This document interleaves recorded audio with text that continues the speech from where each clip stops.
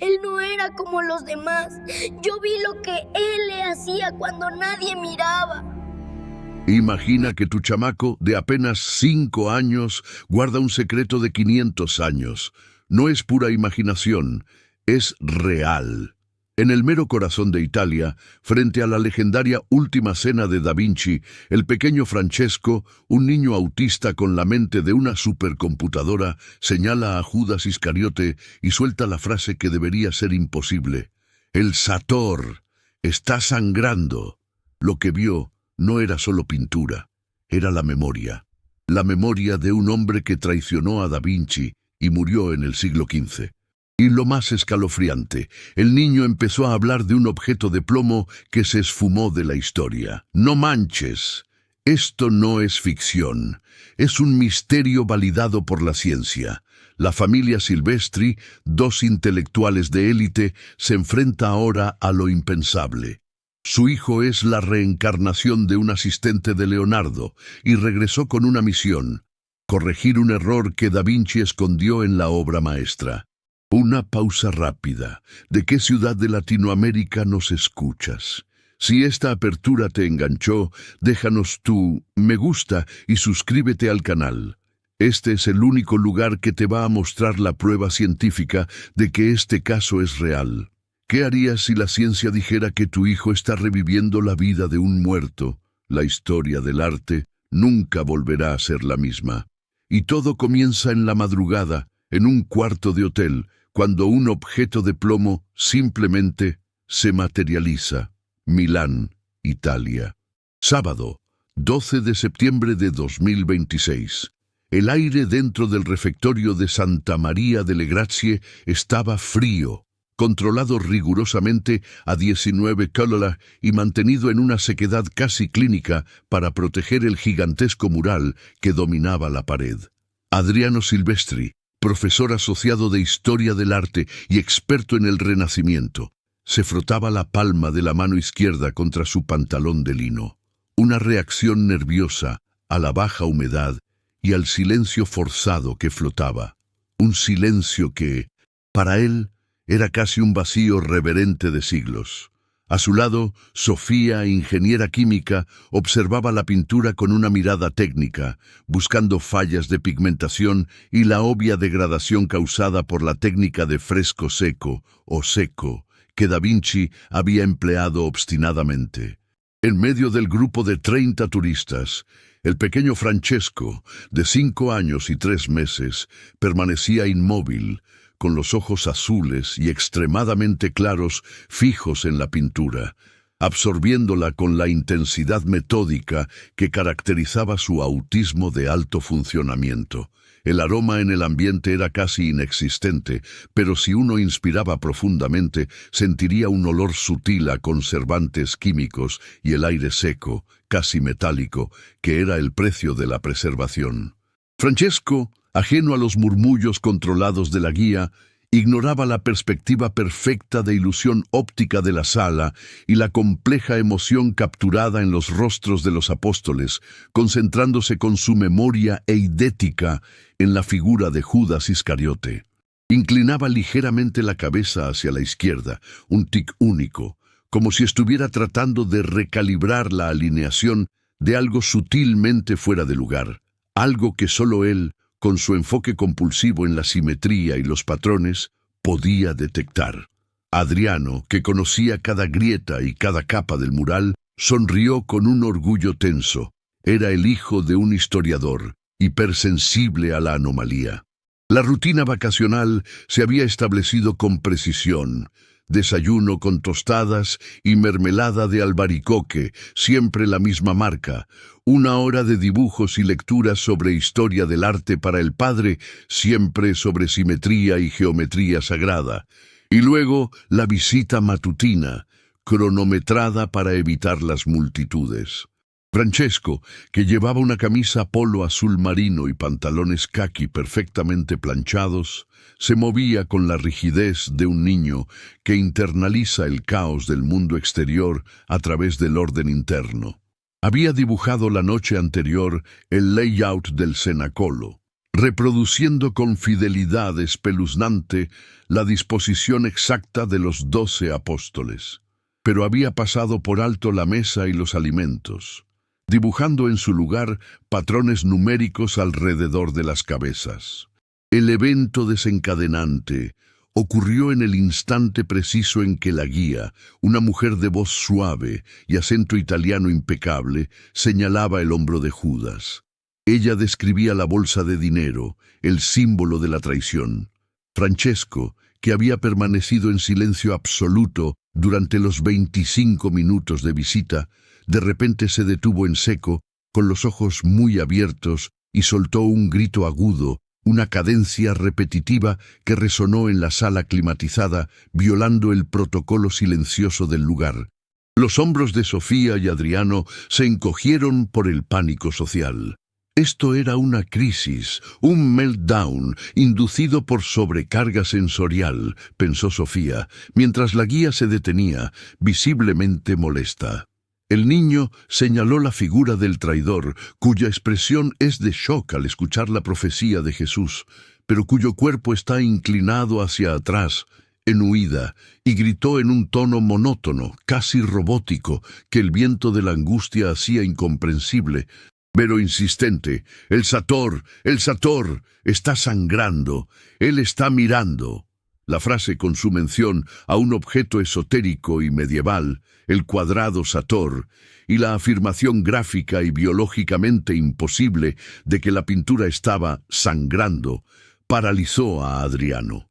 Él había enseñado sobre el Sator Arepo Tenetopera Rotas en sus cursos de iconografía cristiana, un palíndromo a menudo asociado a símbolos de protección y tiempo, pero su mención allí, hecha por la boca de su hijo, era bizarrísima. Adriano intentó la racionalización inmediata, la primera de las reacciones del padre académico. Pensó que el niño, con su trastorno del espectro autista y su memoria prodigiosa, debió haber oído un podcast o visto un documental la noche anterior. Pero el nombre Sator no era parte del vocabulario popular de esa atracción. Sofía, más pragmática, inmediatamente comprobó la frente de Francesco con el dorso de la mano, buscando la febrícula que indicaría el pico de estrés. El niño estaba pálido, pero frío y seco, sin fiebre, solo con la respiración corta y superficial, como si hubiera corrido un maratón. De vuelta al hotel, en la calma de la habitación deluxe, que olía a detergente neutro y cera para muebles, Francesco estaba sentado en la alfombra de lana de carnero color vino, dibujando compulsivamente. El lápiz de cera de color gris plomo se deslizaba sobre el papel y él reproducía con precisión de calco la imagen de Judas. Pero sobre el pecho de Judas dibujó una rejilla cuadrada, el palíndromo Sator, y usó el rojo oscuro para simular la herida que él insistía haber visto. Mientras dibujaba, su susurro era un sonido perturbadoramente adulto, entonado con la cadencia plana y formal que caracterizaba su habla. El maestro lo escondió. No es pan, es el tiempo. Adriano, fingiendo leer una guía de museos, oía la frase repetirse y sentía cómo la inquietud se instalaba como un dolor sordo en el pecho. El pan en la escena simboliza el sacrificio. El tiempo, por otro lado, simboliza la erosión y la decadencia de la propia obra. La primera evidencia de conocimiento imposible llegó a la mañana siguiente, domingo, 13 de septiembre, en el tren de alta velocidad Frecciarossa de regreso a Bolonia. Francesco, mirando el campo verde que pasaba borroso por la ventana, dijo de repente sin contexto: «Fra Pietro Bandini». Mezcló los colores equivocados por apurado. Seco era una locura. Sofía, que estaba leyendo un informe técnico sobre la descomposición de polímeros, se detuvo en seco. El nombre Fra Pietro Bandini no era conocido públicamente. Era un asistente menor de Da Vinci, poco más que una nota a pie de página en tratados raros de historia del arte. La racionalización de Adriano se derrumbó. Esto no era la última cena para dummies. Era un detalle oscuro del proceso de restauración y deterioro precoz de la obra, conocido solo por un círculo extremadamente restringido de académicos. No lo puedo creer. La tensión conyugal se encendió. Adriano, el historiador, lo veía como un fascinante desafío intelectual, una anomalía a ser investigada. Tenía la mente aguda de un cazador de tesoros, con la presunción académica de que siempre había una explicación lógica y archivística detrás de todo misterio. «Debe haber alguna fuente que leyó en uno de mis libros de tapa blanda», insistió, con la voz baja y controlada. Sofía, la ingeniera química, reaccionó con miedo helado. Su escepticismo se manifestaba en ansiedad y buscaba el diagnóstico. «No es un libro, Adriano. Es una regresión o un síntoma de algo más. Necesitamos llamar al terapeuta, no al archivo de estado». Se dio cuenta de que la información era demasiado específica para ser coincidencia y comenzó a sentir el primer tirón de ese miedo que no podía resolverse con una ecuación. El lunes, 14 de septiembre, de vuelta en Bolonia, Adriano ignoró los correos electrónicos de la Universidad de Bolonia y llamó a un colega en la Pinacoteca di Brera, en Milán, forzando la situación para tener acceso a un diario raro de finales del siglo XV. Horas después, recibió la imagen digitalizada. Allí estaba, una mención breve, casi borrada, a Fra Pietro Bandini, el aprendiz impaciente. A Adriano le falló la respiración. El nombre, que jamás había leído en sus años de investigación abierta, estaba allí, exactamente como su hijo lo había pronunciado. El aire en la oficina de Adriano, que olía a papel viejo y café amargo, se volvió denso. Sofía vio la parálisis en el rostro de su esposo, un hombre cuya vida se basaba en hechos documentados, ahora confrontado con uno. No necesitó preguntar, solo observó sus ojos, fijos en la pantalla. La inquietud dio paso a un terror racionalizado, a un punto de inflexión, donde el intelecto finalmente se doblega ante lo inexplicable, pero aún se aferra a una explicación material. El evento más perturbador, sin embargo, ocurrió en la madrugada del 14 de septiembre, en el cuarto matrimonial. Francesco se despertó gritando, un grito no de dolor, sino de angustia sofocada, llamando el nombre «Pietro». Sofía lo calmó, abrazándolo con fuerza, sintiendo su cuerpo rígido y caliente. Cuando finalmente se tranquilizó, con la respiración volviendo al ritmo normal, el niño, de ojos vacíos y fijos en la ventana de doble cristal, solo señaló. En el alféizar de la ventana, que ella había limpiado la mañana anterior y que estaba cerrada por dentro, había un objeto que no pertenecía allí. Era un medallón pequeño de 3.5 $, de diámetro, hecho de plomo oxidado. El color gris oscuro y la textura rugosa indicaban siglos de exposición. «Él me lo dio para recordar dónde guardó la otra llave», susurró Francesco.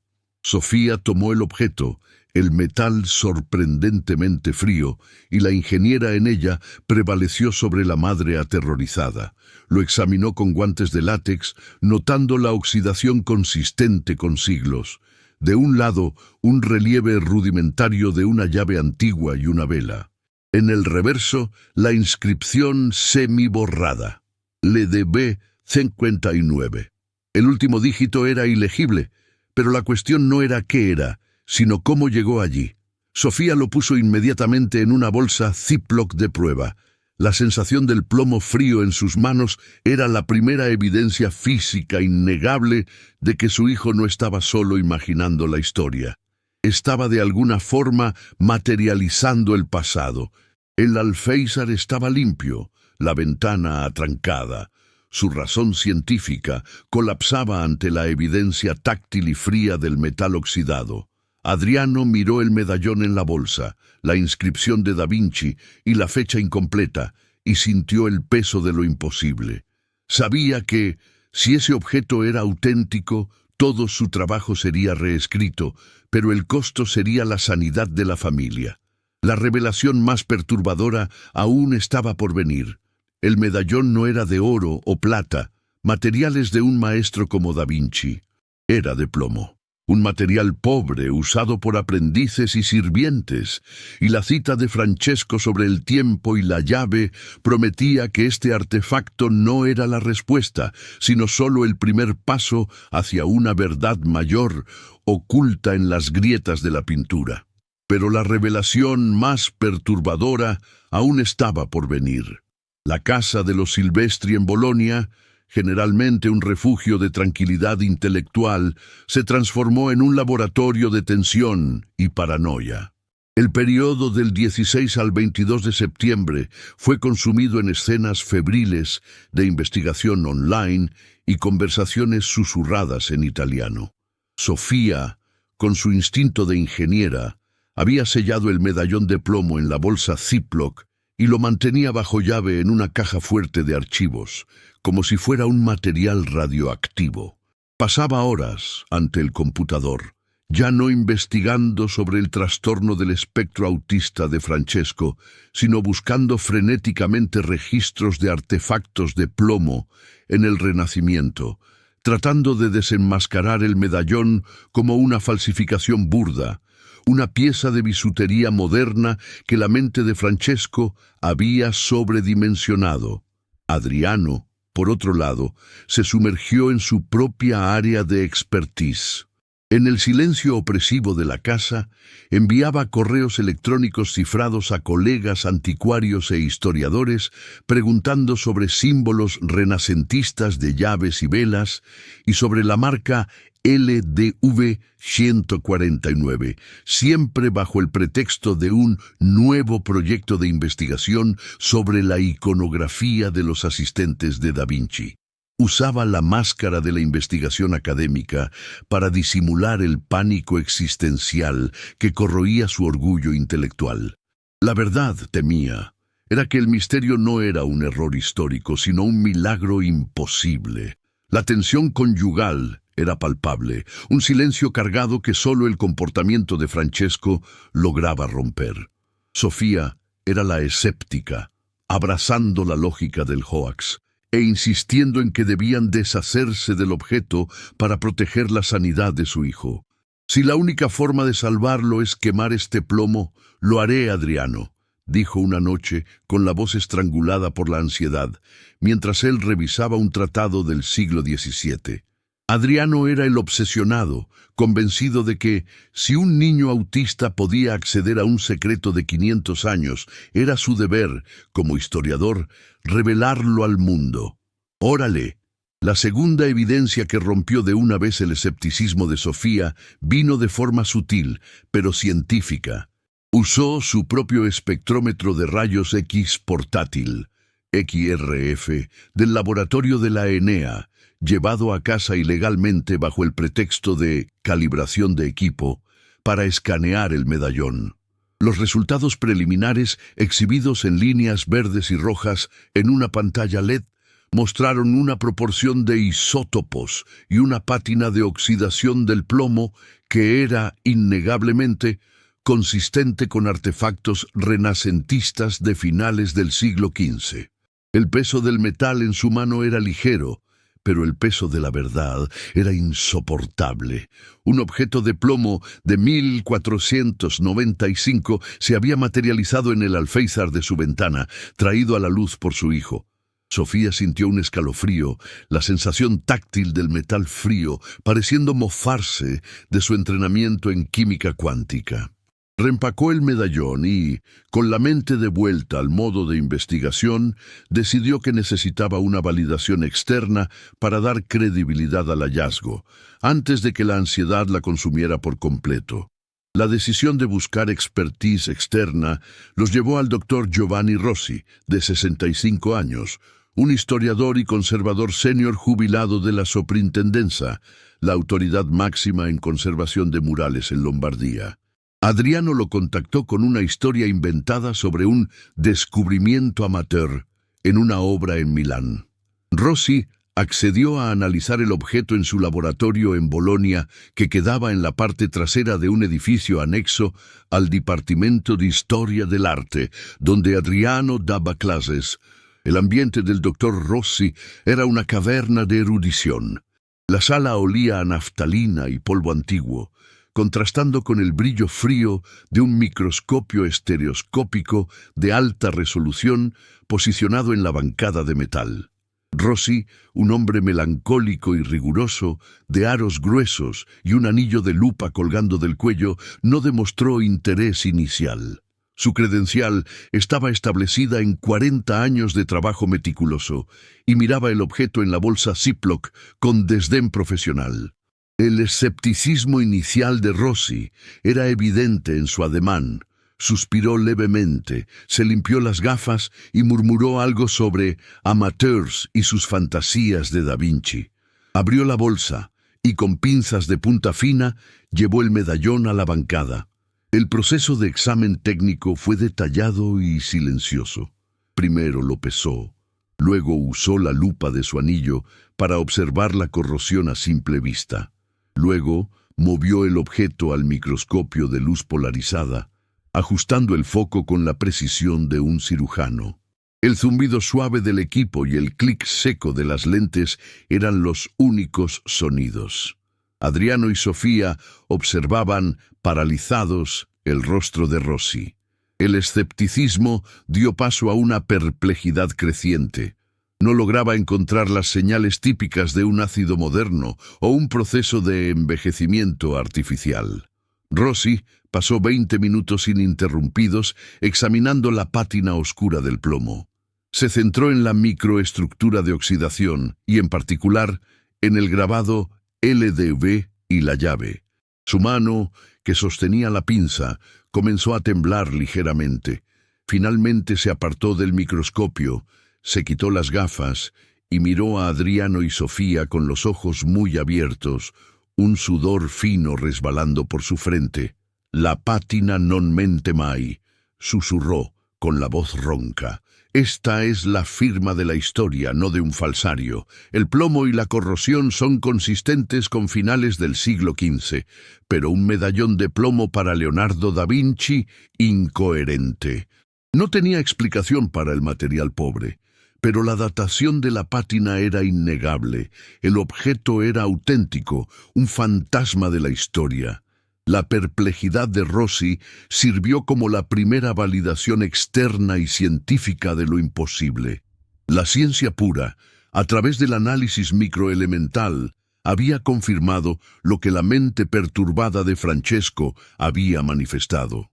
La tensión en el laboratorio se intensificó, pero la familia Silvestri tenía ahora una prueba material para enfrentar al mundo académico. El medallón de plomo, la prueba de la reencarnación, estaba guardado y validado. Lo que descubrieron a continuación desafiaría todo lo que la ciencia conocía. La validación inicial del Dr. Rossi, un pilar de la conservación de Milán, sirvió como una inyección de urgencia en el proyecto de Adriano. El metal era auténtico, la fecha era de la época de Da Vinci, y la anomalía era un objeto de plomo, material impropio para un maestro. Adriano estaba obsesionado con transformar la perplejidad de Rossi en datos irrefutables. Concentró su atención en el nombre Fra Pietro Bandini, el asistente impaciente, y en un diagrama que Francesco en sus momentos de hiperfoco había dibujado. Un mapa de firmas sobre la última cena. El avance crucial llegó 3 días después, el 25 de septiembre, a través de los contactos académicos de Adriano. El dottore Sergio Bellini, un anticuario de 70 años y librero de obras raras en Bolonia, poseía en su colección privada un pequeño cuaderno de esbozos de finales del siglo XV que él consideraba meras anotaciones arquitectónicas. Adriano, sabiendo que Bellini detestaba las especulaciones, describió el cuaderno como documentación inédita de alineaciones estructurales en Santa María delle Grazie, consiguiendo acceso. El documento, un cuaderno de tapa de cuero descolorida, exhalaba un olor intenso a papel apergaminado y moho antiguo. Su tinta sepia, aplicada con pluma, estaba ligeramente desvanecida, pero aún visible. En una página, Adriano encontró lo que buscaba, un diagrama esquemático del layout de la Última Cena, con pequeñas marcas circulares superpuestas a las figuras de los apóstoles. La marca circular sobre Judas Iscariote para el shock gélido de Adriano coincidía perfectamente con el dibujo de rejilla que Francesco había trazado. Junto al diagrama, en un rincón, había el dibujo detallado de una llave, idéntica a la grabada en el medallón de plomo. La conexión era explícita y abrumadora. La pintura no era solo una representación bíblica, sino un criptograma posicional, y el cuadrado Sator, el dibujo que Francesco había hecho, era el punto focal de una marca secreta. El conocimiento imposible del niño había sido validado por un artefacto histórico rarísimo. ¡Qué locura! Sofía, al ver la imagen del mapa en la pantalla del computador de Adriano, sintió cómo el último resquicio de escepticismo científico se rompía. Su miedo se transformó en una crisis de fe profunda. La evidencia de que la mente de su hijo, un chaval autista de 5 años, estaba accediendo al conocimiento esotérico y material de un asistente de Da Vinci, era aterradora. El peso de lo imposible amenazaba con quebrar la unidad familiar. Esa misma noche, en una escena íntima en el cuarto, bajo la luz tenue de la lámpara, se confrontaron. Sofía, sentada al borde de la cama, expresaba miedos reales.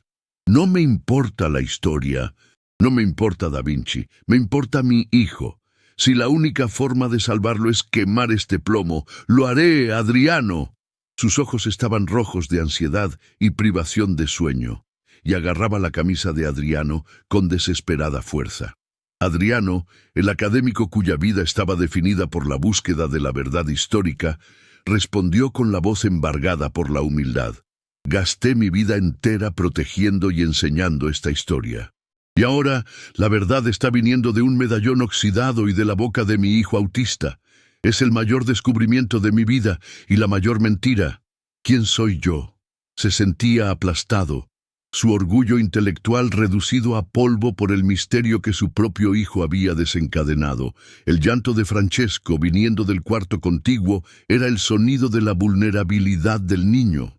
No era un meltdown por sobrecarga sensorial, sino un llanto de confusión y pavor, como si estuviera siendo arrastrado por una fuerza que no podía controlar. Llamaba a su madre, un ruego de ayuda que trascendía el autismo. Estaba cargando el fardo de una culpa que no era suya. La petición de ayuda del niño selló la decisión. La ciencia y la historia, representadas por Sofía y Adriano, abandonaron el conflicto interno para convertirse en un solo equipo. Decidieron que la única forma de proteger a Francesco, de calmar su angustia, era seguir investigando, seguir la pista hasta la resolución final, permitiendo que él completara lo que fuera esa misión reencarnada. Ándale, era preciso ir más allá de los círculos italianos. La autenticidad del artefacto necesitaba ser confirmada por una autoridad internacional de peso, con equipo de punta, un protocolo que no pudiera ser contestado. Adriano hizo la llamada que cambiaría el juego. Contactó a la doctora Evelyn Reed, directora del Laboratorio de Arqueometría de la Universidad de Oxford, la autoridad máxima en datación por carbono 14 acelerador de masa. La preparación para la validación definitiva fue meticulosa. Sofía usó sus contactos en la ENEA para redactar un protocolo de preservación y transporte del medallón, tratándolo como un material sensible. Fotografió el dibujo de Francesco con alta resolución, catalogando las coordenadas exactas de la rejilla Sator que él había trazado sobre Judas. Su rigor científico era ahora una armadura contra lo sobrenatural. El 7 de octubre, la familia estaba en el aeropuerto de Bolonia, camino a Londres. La pequeña bolsa con el medallón de plomo y el dibujo a lápiz del niño era el equipaje más importante. La tensión era casi física. Estaban llevando la prueba de un misterio que desafiaba la propia ontología de la historia y la física al centro del rigor científico mundial. El enfrentamiento final con la razón era inminente. La llegada a Oxford, Reino Unido, el 7 de octubre, estuvo marcada por un rigor científico que contrastaba violentamente con el drama emocional de la familia Silvestri. La doctora Evelyn Reed, de 50 años, directora del Laboratorio de Arqueometría, era la autoridad internacional que Adriano y Sofía buscaban. Su currículum era impecable. PhD en física aplicada, especialista en datación de residuos minerales y orgánicos. Una mujer cuya reputación estaba construida sobre el escepticismo frío y la precisión numérica. El laboratorio, en el Departamento de Ciencia de Materiales, era un ambiente de iluminación LED fría y constante, lleno del zumbido agudo de los ventiladores del equipo de alta precisión. El establecimiento de las credenciales de la doctora Reed fue silencioso, pero abrumador. No pedía credibilidad, la exigía a través del método. Pidió el medallón, que Sofía entregó en su bolsa Ziploc sellada. Pidió el dibujo a lápiz de Francesco, con el cuadrado Sator sobre Judas. No demostró emoción al escuchar la historia de Bandini o el grito del niño. Su enfoque era estrictamente en la materialidad. Explicó con la cadencia metódica de quien ministra un protocolo que sometería el medallón al acelerador de masa, AMS C14, y el dibujo de Francesco a la espectrometría de fluorescencia de rayos DECI, XRF. El método científico riguroso fue detallado para Adriano y Sofía. El medallón de plomo no podía ser datado directamente por el carbono 14, pero la pátina de oxidación y el residuo orgánico minúsculo atrapado en ella, quizás polvo de lino de un bolsillo de vestimenta, sí. La doctora Reed raspó una micromuestra, un fragmento casi invisible, y lo preparó para el acelerador, un equipo que parecía más un motor a reacción. Explicó el protocolo específico para aislar isótopos y garantizar un margen de error mínimo, un proceso que llevaría días. El XRF en el dibujo a lápiz era la prueba más extraña y para Sofía la más desesperante. La doctora Reed colocó el dibujo, con el Sator trazado en cera gris y roja, bajo el haz del espectrómetro. El equipo emitía un haz de rayos X, y los sensores analizaban la emisión secundaria, la firma elemental del material. El objetivo era ver si el lápiz, en su composición, contenía trazas de pigmentos de arte a los que el niño no podría haber tenido acceso. El zumbido constante del XRF llenó la sala. La secuencia de análisis duró días. La espera para Adriano y Sofía, del 10 al 15 de octubre, fue una tortura silenciosa. Visitaron el Ashmolean Museum, pero ya no podían ver el arte con la misma inocencia. Cada cuadro escondía 1.000.000 de misterios que podrían ser desvelados por un niño autista. Dormían mal, los ojos constantemente fijos en el reloj de pared digital de la habitación de hotel en Oxford, esperando el correo electrónico de la doctora Reed. El momento de la verdad llegó el 15 de octubre. De vuelta al laboratorio, la doctora Reed, inexpresiva, les entregó una hoja de resultados impresa. Primero, la datación por carbono 14. El residuo orgánico atrapado en el plomo proporcionó una fecha calibrada de 1495 PM 15 ext.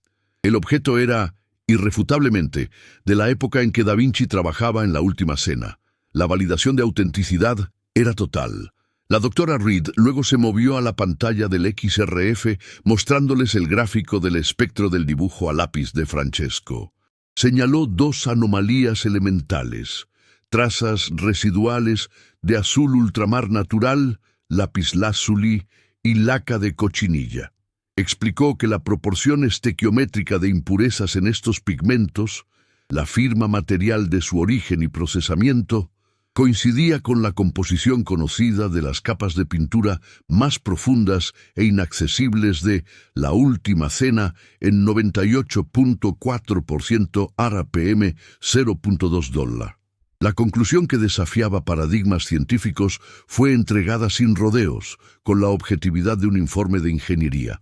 Los números sugieren una transferencia de información material que trasciende la transmisión óptica o verbal, declaró la doctora Reed. El XRF está 98.4% lo correcto. Científicamente, su niño es una anomalía de pigmento. El lápiz de él reprodujo, en trazos químicos, la firma material de la pintura que apenas tocó. Hubo un momento de silencio denso y frío. El científico más frío de la sala admitió no tener explicación para el cómo. Había validado la autenticidad del objeto de 1495 y la conexión material del niño con el pasado, pero no podía explicar el mecanismo cuántico o metafísico detrás de ello. Solo documentó: el resultado era real, el fenómeno era inexplicable y la historia del arte necesitaba ser reescrita. ¡Qué cosa más extraña! La validación de autenticidad, sin poder explicar la manifestación, fue la revelación que cambió la dirección de la historia para Adriano y Sofía. El misterio no era la existencia del pasado, sino el propósito de su resurgimiento. Francesco estaba allí para corregir algo. La culpa de Bandini se había manifestado a través de la física cuántica. El clímax estaba cerca. En una videoconferencia con Rossi y Bellini, la doctora Reed presentó los datos. Durante la discusión acalorada sobre la implicación de que Da Vinci habría escondido una llave en un artefacto de plomo, Francesco, que estaba en el rincón dibujando, levantó la cabeza. Su tono de voz, adulto y melancólico, dominó la sala. «Yo no soy el maestro, soy el portador del error que él no pudo corregir. El Sator es el reloj». La doctora Reed, instintivamente, tomó su XRF portátil y apuntó a una proyección de la figura de Judas Iscariote. Movió el haz hacia el área exacta que Francesco había dibujado, el pecho. El espectrómetro detectó, bajo la capa de pintura superficial, un patrón anómalo de plomo rojo, un pigmento más antiguo, nunca documentado en las restauraciones. Era el error, la alineación esotérica original que Da Vinci había intentado cubrir.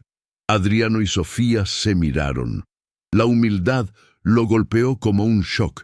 Su hijo autista, el portador de la memoria del asistente culpable, era la única persona en la Tierra capaz de ver y corregir un error histórico científico de 500 años. El misterio se había transformado en una misión. La preparación para el clímax era clara: volver a Milán. La llave de plomo y el mapa de firmas de Bandini eran la promesa de una verdad mayor, física, bajo la propia iglesia.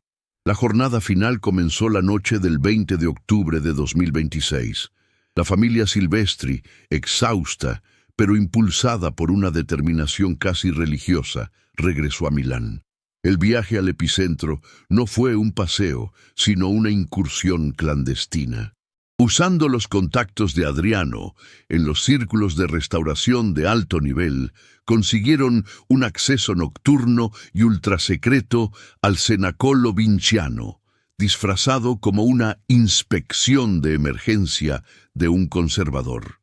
El refectorio estaba inmerso en una oscuridad casi total, que solo era interrumpida por los haces concentrados y fríos de linternas LED. La temperatura de 19 stollars parecía aún más fría en la madrugada, y el olor tenue a conservantes estaba ahora mezclado con un aroma intenso a polvo y piedra antigua.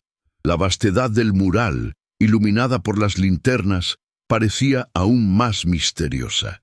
Francesco, sorprendentemente tranquilo, sostenía el medallón de plomo, la llave, con firmeza, y guiaba a sus padres. Francesco los llevó directamente al área detrás de la pintura, una zona de acceso restringido de restauración.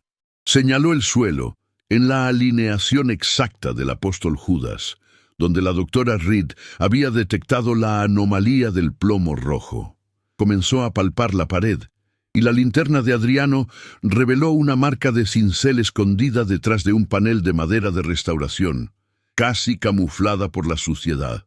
El cuadrado Sator era la trampilla que Francesco, como Bandini reencarnado, había descrito.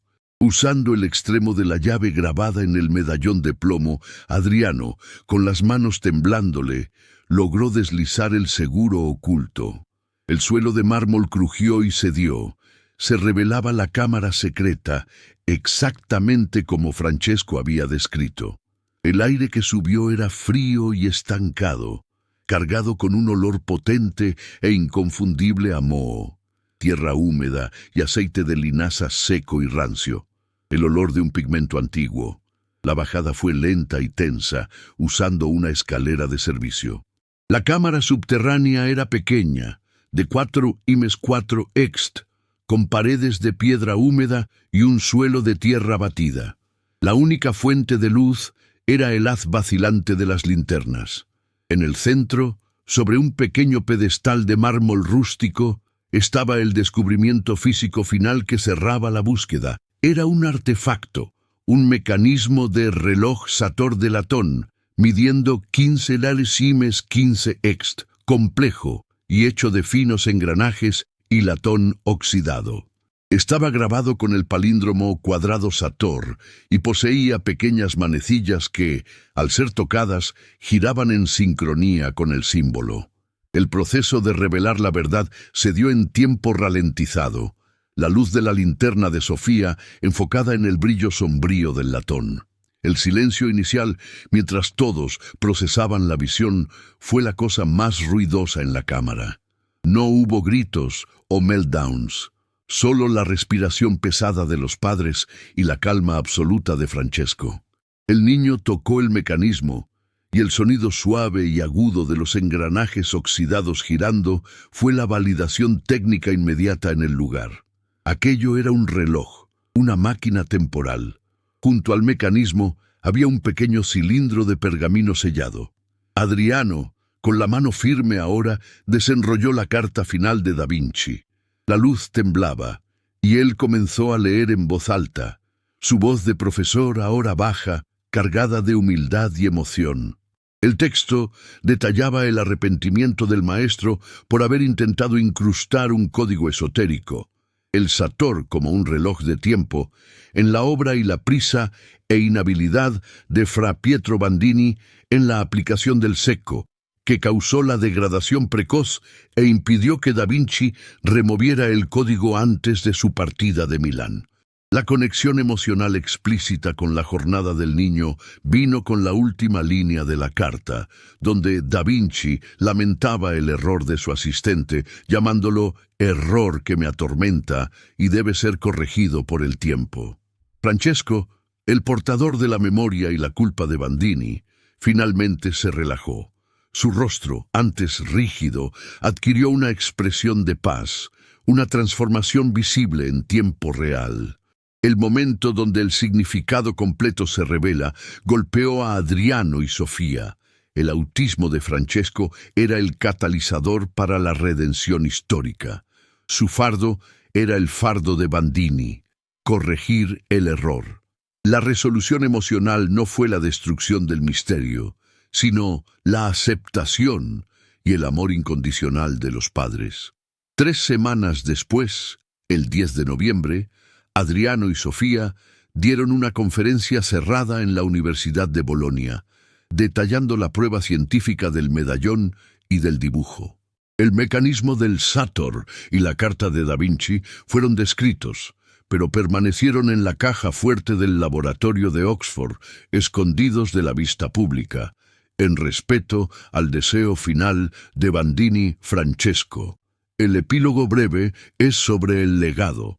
Francesco estaba en casa, dibujando ya no rejillas esotéricas o apóstoles, sino árboles y el cielo, su autismo más manejable. Adriano, en el podio, concluyó con la reflexión filosófica final que resonaba más allá de la historia. El maestro nos dice, la única cosa que no podemos corregir en el tiempo es el amor que perdimos. El resto es solo matemática. Y finalmente, entendieron que algunas verdades atraviesan lo imposible. ¡Qué padre!